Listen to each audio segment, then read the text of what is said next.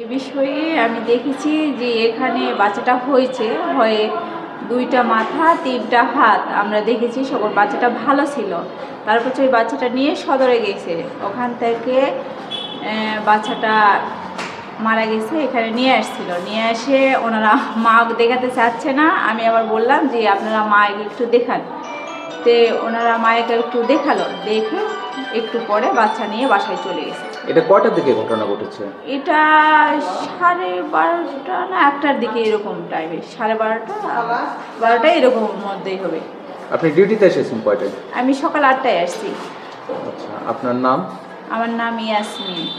আচ্ছা, এর আগে আমি দেখিনি, এমনি মোবাইলে দেখছিলাম, কিন্তু বাস্তবে সরাসরি এরকম বাচ্চা আমি দেখিনি। আপনার চাকরি জীবন কত দিন? আমি 17 সাল থেকে চাকরি করছি এখানে। আচ্ছা।